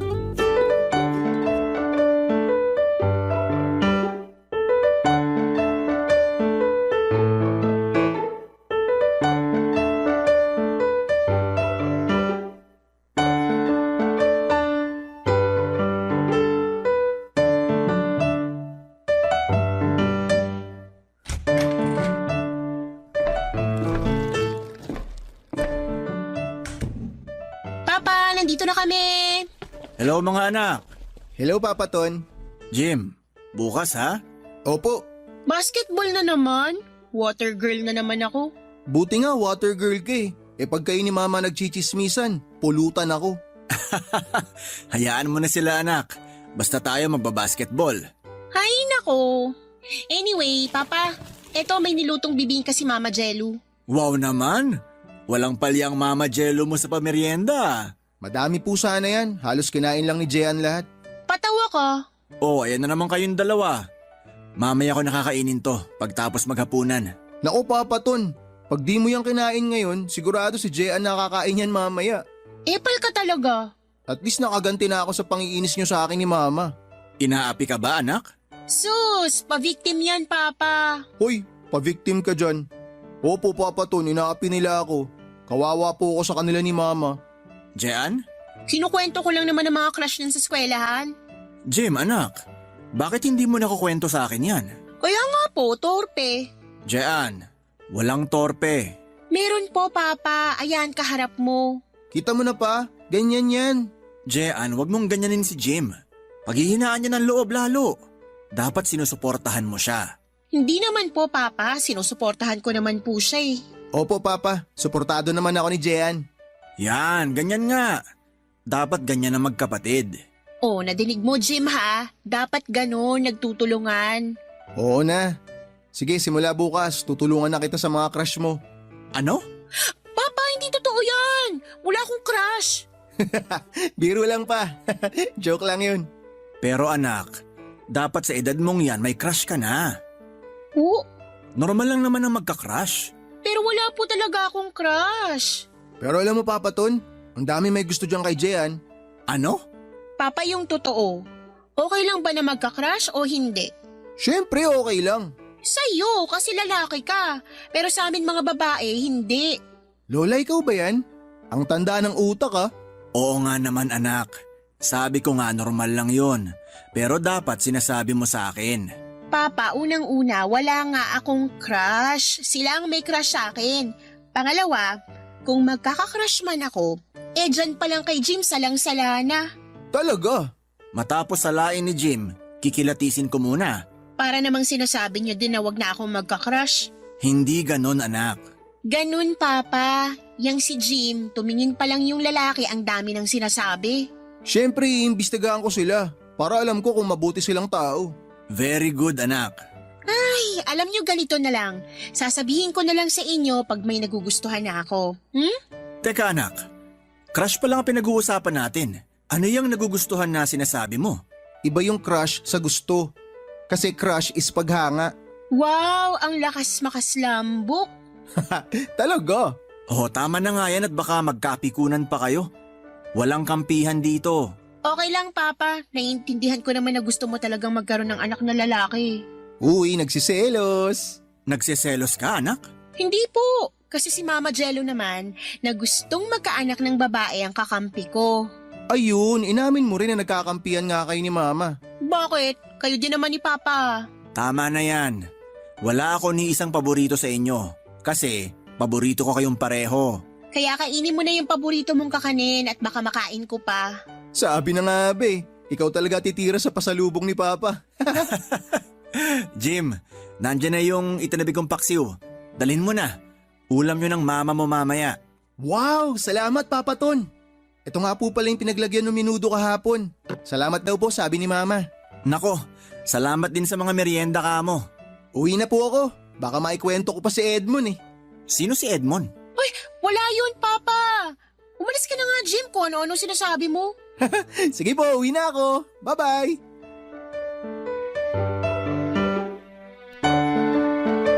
Papa Dudut, gaya nila Mama at Jean sa bahay ay gano'n naman kami ni Papa Ton sa kanila. Para ko din po siyang tatay talaga. Kaya nga po lalong tumitibay ang pagiging magkapatid namin ni Jean dahil sa mga magulang namin. Kaya nga po hindi ko lang protektado si Jean sa mga manliligaw niya, kundi pati na rin sa mga nakakaalitan niya. Sa totoo lang, Papa Dudut, may pagkamasungit at suplada si Jean. Napaka-prangka niya kapag may pumuporma sa kanya. Diretsahan niyang sasabihin na maghanap na lamang ng iba kasi hindi niya gusto kung sino man ang magtatangkang manligaw sa kanya. Isang araw na pinakiusapan ako ng teacher namin na tulungan siya sa pag-check ng test papers namin. Kaya nag-usap kami ni Jean na magkita na lamang sa isang milk tea shop sa labas ng eskwelahan. Doon ko na lamang siya nadaanan pagkatapos kong mag-check ng test papers.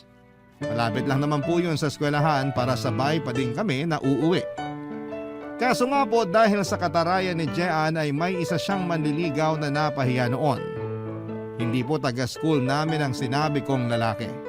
Tagalabas po ito at nagka-crush kay Jean. Ayun nga po dahil sa napahiya niya ay nagtanim ito ng galit sa kanya. Nawala naman po sa isipan ko yon.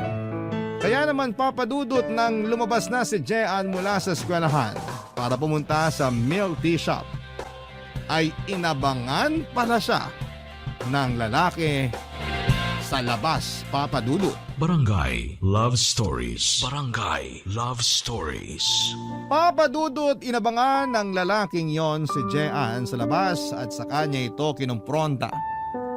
May angking tapang din naman si Jean kaya hindi ito natakot nang makita niyang palapit ang lalaking yon. Mabuti na lang po ay napakwento si Jean sa isa naming kaklase. Matagal silang nagkwentuhan sa loob ng campus kaya hindi agad lumabas si Jean. Kaya naman din po nasakto na ilang minuto lang mula nang lumabas si Jean ay natapos na kaming mag-check ng papers. Kaya nagmamadali akong magpunta sa milk tea shop. Pero ayun nga po, naabutan ko ang lalaking yon na pinipilit si Jean na sumama sa kanya. Siyempre to the rescue ako, papadudot. Kaso ang hindi ko na-anticipate ay malapit lang doon nakatira ang nasabing lalaki. Kaya may mga kasama pala ito na nakakalat lamang sa paligid. Kaya ang ending ay nakuyog ako. Si Jean naman ay hindi makaawat o makatulong dahil hawak naman siya ng lalaking yon. Iniwan na lamang nila ako nang matumba na ako sa kalye. Agad akong nilapitan ni Jean para tulungan. Gusto niya akong dalhin sa ospital pero sinabi ko sa kanya na sa kanila na lamang kami tumuloy.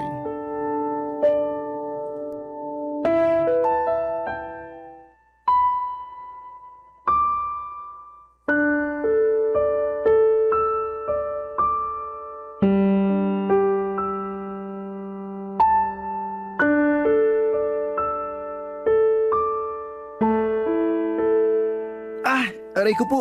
Sorry. Tiis lang anak. Mahapdi talaga to. Papa, anong mangyayari sa kanya? Huy, pasalang to. Huwag kang OA. Sa katawan mo ba walang masakit? Meron yan, Papa. Ginulpi siya eh. Ano ba? Concerned ka ba o inaasar mo ako? Nakakainis ka. Bakit naman kita aasarin? Nagulpi ka nga. Bunganga mo anak. Totoo naman, Papa. Nandun ako't kitang-kita ko. Hello? Lumaban naman ako. Marami lang sila. Mga traidor yun. Ang dami nila tapos hinawakan pa ako. Kung nakabitaw lang ako, nakatikim lahat sa akin yun. Mabuti nga hinawakan ka eh. Kundi pareho tayong nagulpi. Ilan ba sila? Nakilala nyo ba? Taga saan ang mga yon? Natatandaan nyo ba ang mga itsura? Papa, Bakit? ano dun sa mga tanong mong sasagutin namin? Lahat. Madami po sila, hindi ko na nabilang kasi kay Jim ako nakatingin. Taga dun lang po malapit sa eskwelahan nakatira ang mga yun. Paano mo nalaman? Mga nakapambahay eh. Natural. Alangan naman magbihis pa sila para manggulpi. Ayan, nakukuha mo pa magpatawa. Nakilala nyo ba? Lahat po sila? Hindi po, pero yung pasimuno kilala ko. Kilala mo? Oo, Ano pangalan? hindi ko alam ang pangalan eh, pero nanligaw sa akin na binasted ko. Nanligaw sa'yo, hindi man lang nagpakilala? Nagpakilala pero hindi ko naman pinansin kasi nga ayaw ko sa kanya. Gwapo pero mayabang at ayun nga gago pa pala. Wow! Nayabangan ka pero nagwapuhan ka pa rin? Iba. Nanggigigil ako sa mga siraulong yun. Magdidemanda tayo. Mabuti pa nga Papa. Sandali lang po, Papa Ton. Bakit? Masakit ba? Hindi po, wala pong masakit. Gusto ko lang pong sabihin na wag na tayo magdemanda. Ano? Hahayaan mo na lang yung ginawa sa'yo? Ako hindi ako papayag. Walang pwedeng manakit sa mga anak ko. Tama! Pero Papa Ton, ayoko na po sanang lumaki to eh. Kasi baka malaman ni Mama, mag-alala siya ng sobra. Anak, paano mo itatago sa mama mong nangyari? Sa dami ng pasamo, mahirap na itago yan. Oo nga. Paano po kaya? Dapat malaman niya yan. Mag-aalala yun. Pero wala tayong magagawa. Ako nang bahalang magpaliwanag kay Mama Jelu. Sasamahan ko kayo. Wag na, Papa Ton. Ako na lang po uuwi. Sasamahan kita. Wag na. Lalong ikaw ang wag sumama sa akin pa uwi. Baka lalong magpanik yun si Mama kapag detalyado mong kinuwento yung nangyari. Pero dapat niyang malaman. Ako na lang ang magsasabi. Kasi baka mas mag-alala yun pag ang dami kong kasama. Sige, nirerespeto ko ang pasya mo. Pero hindi natin palalampasin to. Magdedemanda tayo. Tama. Sige po, pero kakausapin ko po muna si Mama.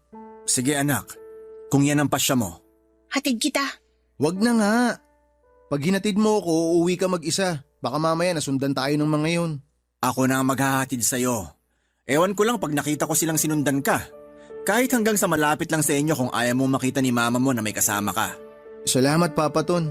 Sigurado kang ayaw mo ako maghatid sa'yo? Wag na nga sabi, ang kulit nito. Tsaka kilala kita, panalo ka magdetalye. Baka ultimo yung kurot sa akin, may kwento mo pa kay Mama. May kumurot sa'yo? Hindi ko napansin. Siyempre hindi ko na alam kung ano yung mga nangyari. Parang ang bilis nga eh. Kasi natauhan na lang ako nung tinatayo mo na ako. Ganon talaga anak. Bakit pa? Nagulpi na din ba kayo?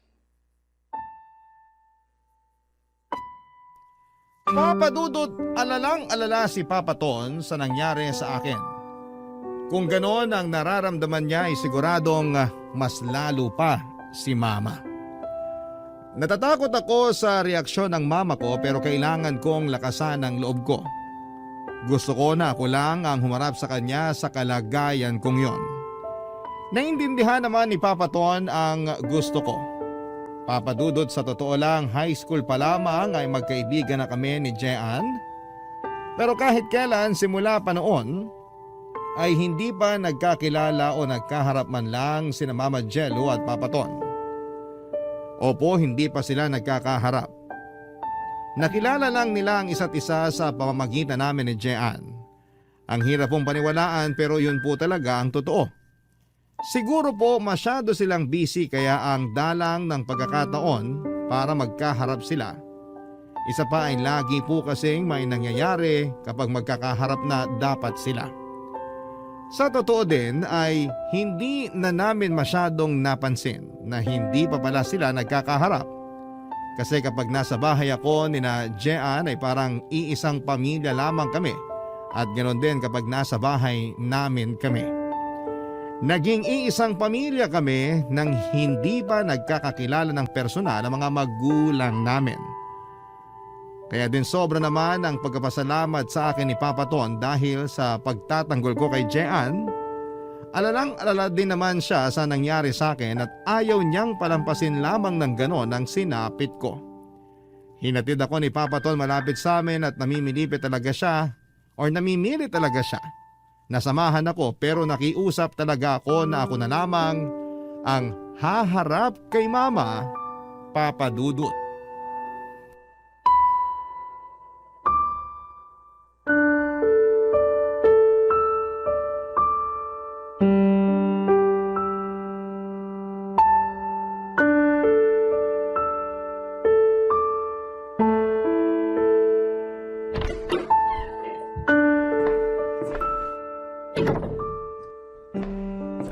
Jim, anak, ikaw na ba yan? Opo, Ma. Sandali at matatapos na ako dito. Papuntahin mo dito si Jean. Hindi ko po siya kasama. Ha? Bakit? Ay, anak! Ano nangyari sa'yo? Ma, relax ka lang. Relax. Paano? Sa itsura mong yan. Diyos ko, anak, ano bang nangyari? Kasi Ma, Halika, pupunta tayo sa ospital. wag na. Anong wag? Ginamot na ako ni Papa Ton. Alam ng papaton mo to? Opo, siya po nagatid sa akin kanina. Gusto nga niya akong samahan dito sa bahay pero ako na yung nakiusap na wag na. Baka kasi lalo kayo magpanik pag nakita niyong may kasama ako eh.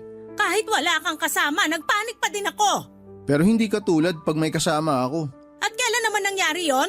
Hindi niyo na siguro naaalala pero nung bata ako, nahulog ako sa puno. Tapos yung mga kalaro kong puro OA, binuhat ako, dinala ako dito sa bahay. Hindi ba nagsisigaw pa rin kayo kahit na sinabi ko na sa inyo na 2 feet lang yung kinahulugan ko?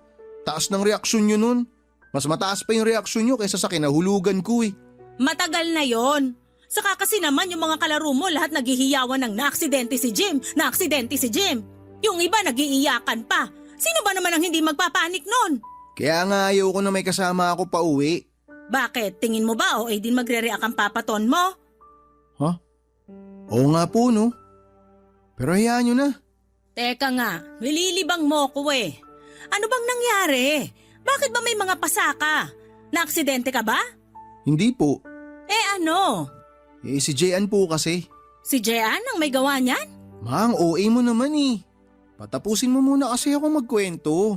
Ay sorry na. Sige, anong nangyari? Si Jean kasi nakita kong binabastos. Siyempre hindi naman po ako papayag ng ganun. Kaya sinugod ko yun ang babastos sa kanya. Malaki ba? Mas malaki pa ako. Malaki ka pa, pero nagulpi ka. Ma, madami kasi sila. Okay. Teka, nasan yung mga yan? Halika, ituro mo! Ma, pwede po bang bukas na lang? Magpahinga na lang muna tayo kasi gabi na. Hay anak, sigurado ka bang okay ka lang? Wala ka bang nararamdaman? Itong mga pasako lang ang iniinda ko. Medyo masakit pa. Sa loob mo, wala bang masakit? Di ko naman sila kaklose eh. Bakit naman po sasakit ang loob ko sa kanila? Ay, pilosopo ko talaga. Ibig kong sabihin, internal. Sa tiyan, sa ulo, wala ka bang nararamdaman? Pilay, wala ka ba? Wala naman po ma. Sige, magbihis ka na muna. Kaya mo ba? Opo, kaya ko. O magbihis ka tapos kakain na tayo para makapagpahinga ka na muna. Sige po. Anak, Ano po yun ma? proud ako sa'yo. Sa pagkakagulpi sa akin? Ay, anak naman eh. Hindi dyan sa nangyari sa'yo, kundi sa ginawa mo. Ginawa ko po na ano? Yung pagtatanggol mo kay Jean. Proud ako sa'yo. Siyempre naman ma. Kayong mga mahal ko sa buhay, lagi ko kayong ipaglalaban. Salamat, anak. I love you mama. I love you, anak. Iiyak po ba tayo? Nakakainis ka naman. Paiyak na nga ako eh. Ma, maghahain ka na lang para wag ka nang umiyak. Magbibihis na lang muna ako. Sandali, hindi pa tayo okay ha? Haharapin pa natin yung mga may gawa niyan sa'yo. Oo ma, balik stress ka na naman yan eh. Bukas na natin pag-usapan yan. O siya, basta wala kang nararamdaman na kung ano ha? Wala nga po ma.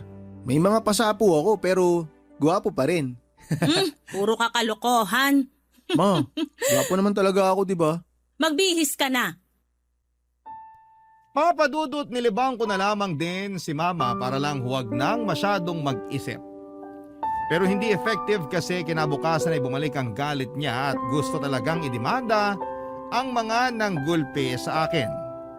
Ayoko na din po sana para walang gulo pero mapilit si Mama. Isa pa si Papaton din ang gustong ituloy ang demanda kaya wala po akong ligtas. Inireport namin sa barangay ang mga nangyari, may CCTV sa paligid kaya naman nalaman nila kaagad kung sino-sino ang mga involved. Ipinatawag kami sa barangay dahil nandun na daw ang may mga gawa. Hindi na kasama si Papaton dahil sa importanteng event sa trabaho. Pero si Mama nandun para samahan kami. Papadudot sa barangay ay medyo mainit ang tensyon dahil galit si Mama.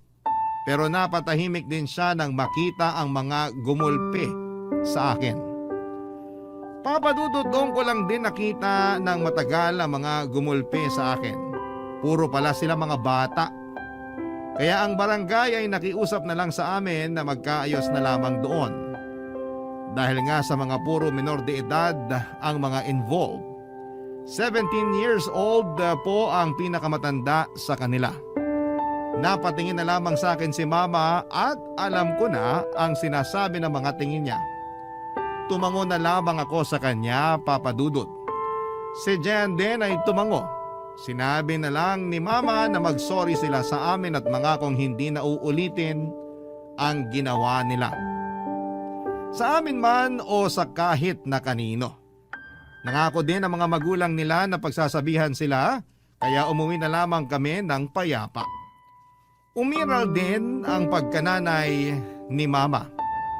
Kaya naman yung puso niya ay naawa din nang makitang mga bata pa pala ang mga salarin sa panggugulpi sa akin. Barangay Love Stories. Barangay Love Stories. Wala man si Papaton sa barangay pero updated naman siya dahil binabalita sa kanya ni Jean ang lahat. Kaya nang magdesisyon si Mama na hindi na itutuloy ang demanda ay sumang-ayon din si Papaton. Bukod sa nalaman niya na mga minor de edad ang mga involved ay ibinigay niya din kay Mama ang pagdedesisyon. Nang pauwi na kami ay sinabi ni Papaton kay Jean na sabihan kami na imbitado kami para kumain sa labas. Para pasasalamat sa nangyari at naging maayos ang lahat. At higit sa lahat ay para magkakilala na sa wakas sina Mama at si Papaton. Papadudot makalipas ang ilang taon ay magkakakilala na sa wakas ang dalawa. Matapos sabihin ni Jean sa akin ang plano ni Papaton ay sinabi ko din kaagad kay Mama. Si Mama naman ay masaya ding sumang-ayon kasi puro pangalan lang din daw ang nadidinig niya tungkol kay Papaton. At ganon din naman si Papaton kay Mama. Pero higit sa lahat ay kami ni Jean ang sobrang excited sa pagkikita nilang yon. Papadudot.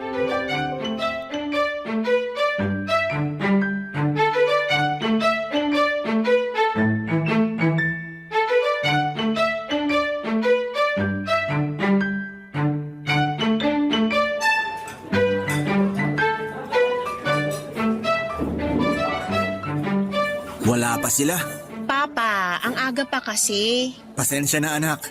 Excited lang. Mas excited kami ni Jim. Oo nga. Makikilala ko na din ang Mama Jello mo sa wakas. Opo nga eh. At sa wakas nagkaroon din kayong dalawa ng libreng oras at araw. May gagawin talaga sana ako ngayon. Pero hindi ko itinuloy kasi nga, mas gusto ko mabigyan ng oras ang pagkikita namin ng Mama Jello mo. At maipagdiwang natin ng pasasalamat at maayos kayo ni Jim. Padating na din po siguro ang mga yon. Nag-message si Jim na malapit na daw sila eh. Sigurado ka? May oras pa siguro para bumili ng regalo. Regalo? Oo. Para gesture ng pasasalamat sa lahat ng magagandang ginawa ng Mama Jello mo sa'yo. Tara, dyan lang naman sa kabila. Maganda yan, Papa. Tsaka alam mo na naman ang mga gusto ni Mama Jello. Pero magpapaiwan na ako kasi baka dumating sila. Tama anak. Dyan lang naman ako sa labas. Sige, Papa.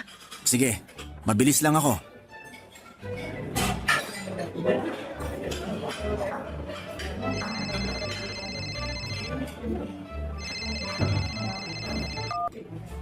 Hello, Jim. Nasaan na kayo? Malapit na. Actually, papasok na kami ng resto. Nasaan kayo? Ayun! Jim! Mama! Dito po!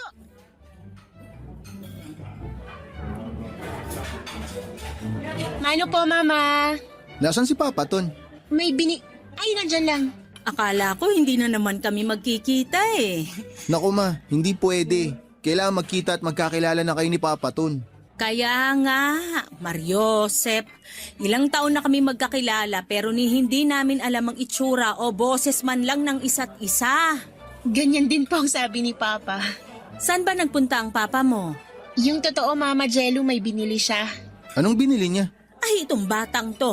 Bakit ba kailangan mo pang malaman? Siyempre po, baka regalo para sa akin yun eh. Eh, ikaw talaga.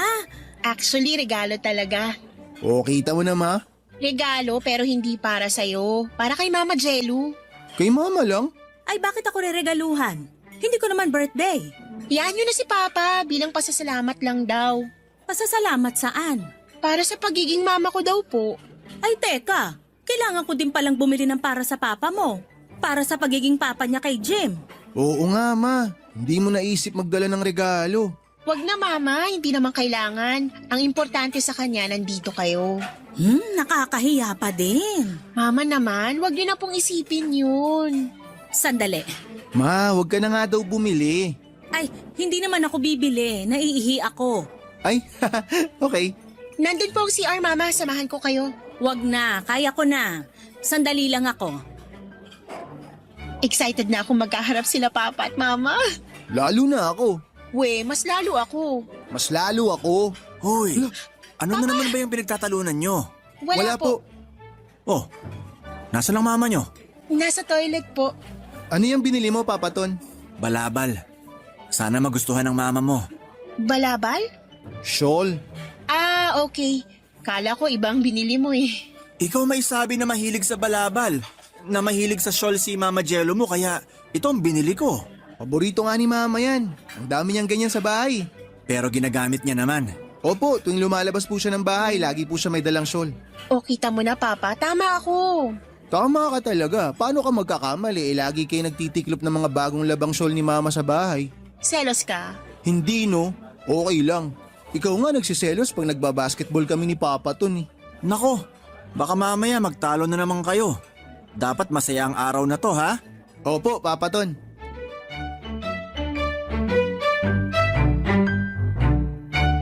Papadudod, parang pelikula ang nangyari. Alam mo yung eksenang nagkakasalasihan yung dalawang karakter. Ganun po ang nangyari sa kanilang dalawa. Gulong-gulo na nga po kami ni Jean, kina Mama at Papa Ton. Pero kahit naman po ganon ang nangyayari, kampante at sigurado naman kami na magkikita na sila. Aligaga din kasi sina Mama at Papa Ton kasi gusto nilang maganda ang pagkikita nila para sa aming dalawa ni Jean. Dahil hilong-hilo na kami ni Jean sa salisihang nangyayari, ay pinigilan na ni Jean si Papa Ton para mapirmi at hintayin na ang pagdating ni Mama. Hanggang sa nakita ko na si Mama na parating galing sa banyo. Nakatalikod sa kanya si Papa Ton. Kaya hindi ko na muna sinabi para masurpresa pag nasa harapan na niya si Mama. Tapos na magkaharap sila, ay nangyari ang hindi inaasahan.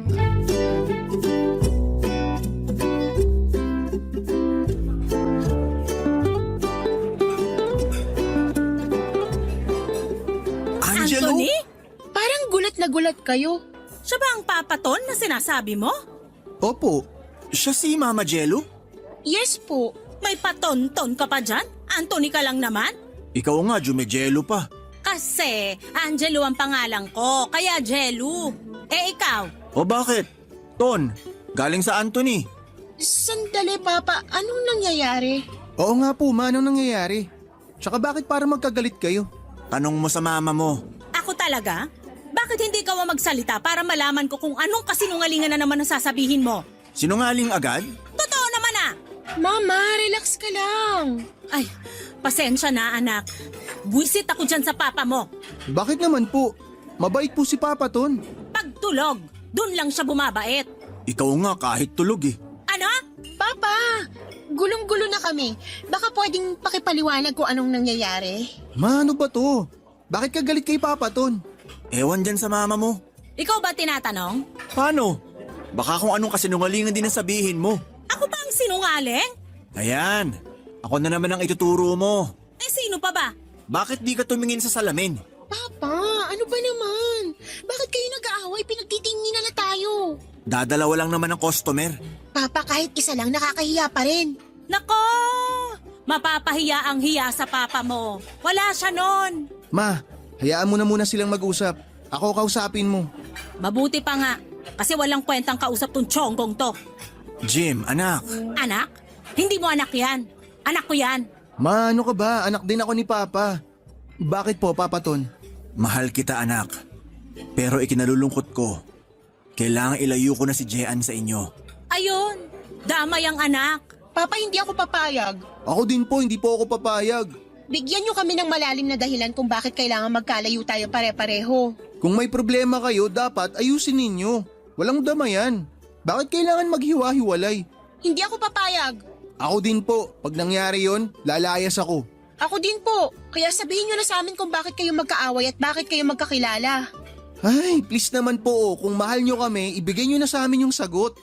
Anak, Jean, Jim, matagal na kaming magkakilala ni Angelo. Pero matagal na din kaming hindi nagkikita.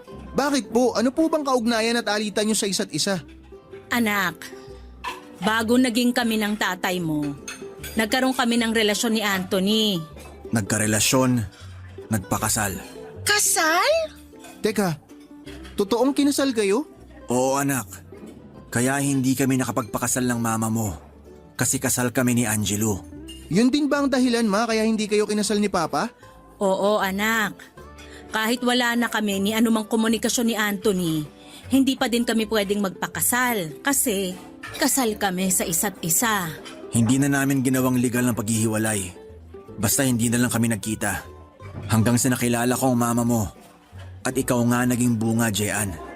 Papa. Patawarin mo ko, anak. Ako din, anak. Bakit po ba kayo nagkahiwalay? Nabuntis ang mama mo. Ano? Hindi ako nabuntis! Ikaw ang may ibang babae! Yun ang dumating sa akin na balita nung nasa biyahe ako sa Visayas. Nabuntis ka daw. Baliw ka pala eh! Yung kapatid ko ang nabuntis nun, si Angeli! Ikaw nga ang nambabae eh! Kitang-kita kayo ng mga taga-atin papuntang ospital dahil nanganganak yung babae mo. Wala akong ibang babae. Yung hinatid ko sa ospital, hindi ko kilala yon. Nakita ko nasa kalye, manganganak na. Kaya tinulungan ko lang. Ano? Nakita niyo na? Pareho kayong mali dahil sa pakikinig sa iba. Oh, ayan kasi. Dahil sa maling chismis, mas pinili nyo na hindi na mag-usap. Wala man lang tanungan o paliwanagan. Ano kaya yun?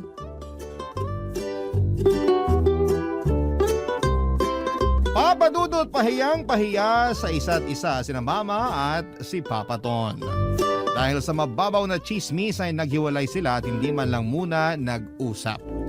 Hindi ko alam kung nagkaganon ba sila dahil sa sobrang pagmamahal sa isa't isa o mababaw lang silang tao talaga. Total ay maayos na muli ang lahat kaya masasabi ko din naman na sa isang banda ay may ipagpapasalamat pa din naman kami ni Jean. Kasi kung hindi nangyari, ang nangyari ay wala sana kami sa mundo. O kung hindi sila ang naging magulang namin ay iba ang naging kapalaran namin ni Jean. Salamat pa din muli dahil nagkausap sila Mama at Papa. Nagkaintindihan at nagkapatawaran silang dalawa.